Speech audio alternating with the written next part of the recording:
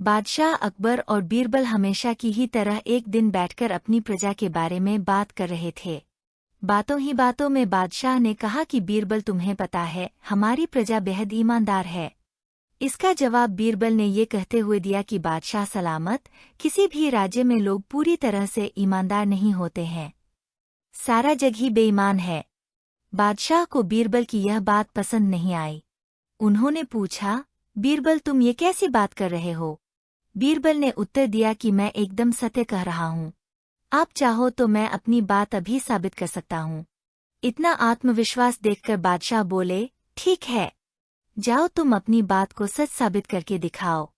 बादशाह अकबर से इजाजत मिलते ही बीरबल पूरी प्रजा की बेईमानी बाहर लाने के लिए तरकीब सोचने लगे। उनके मन में हुआ कि लोग खुलकर बेईमानी नहीं करते हैं, इसलिए कुछ अलग करना होगा। यह सोचते ही उन्होंने पूरे राज्य में यह ऐलान कर दिया कि बादशाह एक बड़ा सा भोज करना चाह रहे हैं। उसके लिए वो चाहते हैं कि पूरी जनता अपना योगदान दे। बस आप लोगों को ज्यादा कुछ नहीं, एक लोटा दूध पतीले में डालना होगा। इतना ही प्रजा की तरफ से काफी है।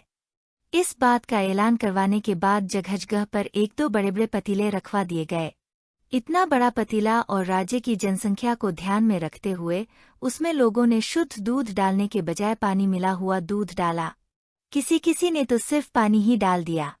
हर किसी के मन में यही होता था कि सामने वाले ने तो दूध ही डाला होगा, अगर मैं पानी या पानी मिला हुआ दूध डाल दूंगा तो क्या ही हो जाएगा। शाम तक पतीलों में दूध इकट्ठा हो गया। बीरबल अपने साथ बादशाह अकबर और कुछ रसोइयों को उन जगहों पर ले गए जहां पतीले रखे गए थे। बादशाह ने जिस भी पतीले में देखा तो दूध नहीं, सिर्फ सफेद पानी ही दिखा। रसोइयों ने भी कहा कि महाराज, ये दूध नहीं है, ये सारा पानी ही है। इसमें मुश्किल से आधे से एक लोटा दूध होगा, जिसकी वजह से इसका रंग हल्का सफेद है, वरना ये पानी से ज्यादा कुछ नहीं। इन सारी चीजों को देखकर बादशाह अकबर हैरान हो गए। उनके मन में हुआ कि मैं तो सबको ईमानदार समझता था, लेकिन बीरबल की ही बात सच निकली। उन्होंने बीरबल को कहा कि तुम ठीक ही कहते थे, मुझे हकीकत समझ आ गई है। इतना कहते हुए बादशाह, बीरबल और रसोइये वापस महल आ गए। कहानी से सीख, किसी पर भी अंधा भरोसा नहीं करना चाहिए। मौका मिलने पर लोग बेईमानी करने से चूकते नहीं हैं।